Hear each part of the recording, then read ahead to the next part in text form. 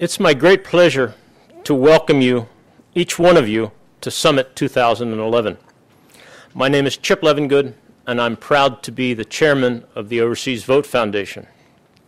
This is the 5th Annual Summit which OVF has had the honor to host and to organize. Today's volume of people here speaks eloquently about the progress which the last 5 years has brought for UOCAVA voters.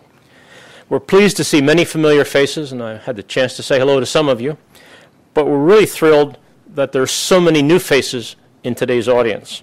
That really means that the push to help UOCAVA voters continues very strongly. My colleagues from OVF and I genuinely appreciate your being here and all of your hard work on behalf of military and overseas voting rights. The first summit was at the National Press Club and really was little more than a press conference and lasted only a couple of hours. So we're really gratified that today 140 of you, some of whom haven't gotten here yet and may be weather related, have registered for today's comprehensive program. Today we welcome more speakers who will help us delve into the core issues than those stalwart audience in the first summit. I particularly wish to thank our hosts, the Pew Charitable Trust Center on the States, for making this superb facility available to OVF and to you. Some of you already know from previous summits, few rules will guide this session. We're here to exchange views. We're here to start and continue dialogue. We're here to learn from one another. Past summits have fostered an environment of common respect through dialogue and through debate. We look forward to continue that same spirit today. Frequent opportunities for questions will be available. Please don't be shy. But if past summits are any example, that won't be a big problem.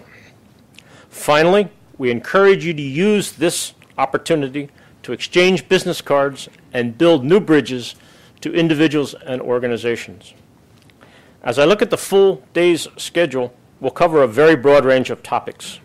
I'm sure you will find many of our speakers to be challenging and articulate, even if you don't agree with them. OVF is quite proud to present the results of our 4th biennial survey of UOCAVA voters and of state and local election officials. Dr. Claire Smith, our Director of Research, will lead you through her findings. Printed copies of this research are available courtesy of BIPAC, our business community strategic partner. And Darrell Shull from BIPAC is sitting right there, if you'll acknowledge. We appreciate BIPAC and Darrell's support.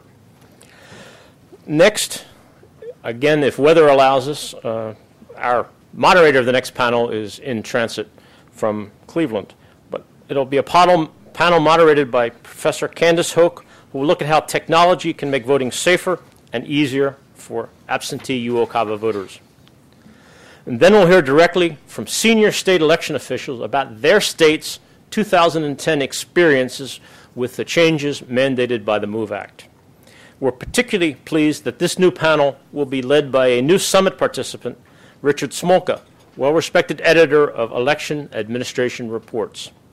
Following buffet lunch here at the center, an excellent group of speakers will help us to explore how we can apply the lessons of 2010 to the upcoming 2012 election cycle and beyond. To start the afternoon, we will hear from Doug Chapin of Pew about what Doug is now calling the new normal. Doug's insights promise to be compelling as always. After Doug's remarks, hot topics like legislative reform and legislative policy will take center stage. Our panel today will be moderated by Dr. Don Idbody, a military voting expert from Texas State University. This briefing will include a presentation of the Uniform Military and Overseas Voting Act, which extends the federal protections of the MOVE Act to state and local elections. Bob Carey from the Federal Voting Assistance Program will describe some advances made by his unit and will share very current information about the progress in military voting. Bob was an esteemed member of the OVF Board of Directors before he assumed his current appointment at FVAP. To build on the many issues raised by Bob and by the other speakers, we will close by examining emerging and new technologies presented by professionals who will share what they're working on. This session builds on last year's formal debate on internet voting, which was in Munich. As you all must know, the subject of how technology can improve the voting experience of civilian and military overseas voters is one that's very central and dear to OVF's heart. I've left the best for last. We're extremely proud to have a distinguished keynote speaker, Assistant Attorney General Thomas E. Perez of the U.S. Department of Justice, and he will be along shortly and will be introduced by Susan, who will give you a little bit more information. Finally, let me close by recognizing two groups without whom this summit would not have been possible. First, our generous sponsors, notably the three strategic sponsors, Global Touch Incorporated, Open Source Digital Voting Foundation, and BIPAC.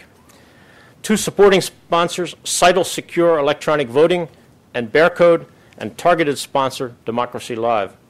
And secondly, our wonderful OVF volunteers and board members. Please seek out the sponsor representatives here today and learn how their organizations can help you and your organization achieve your objectives. Susan, the floor is yours.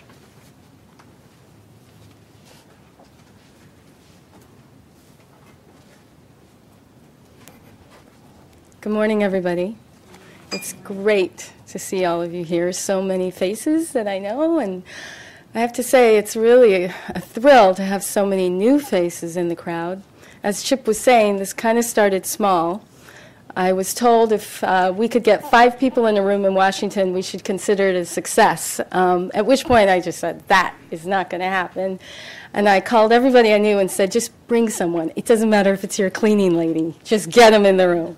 And but our start was, a tad smaller than this. So now here we are on our 5th summit, and it's standing room only. So thank you for being part of it.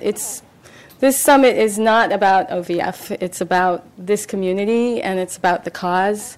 And it's big enough now, I think, to call a movement maybe. But we're all part of it, and it only happens because we have this dialogue and we have each other.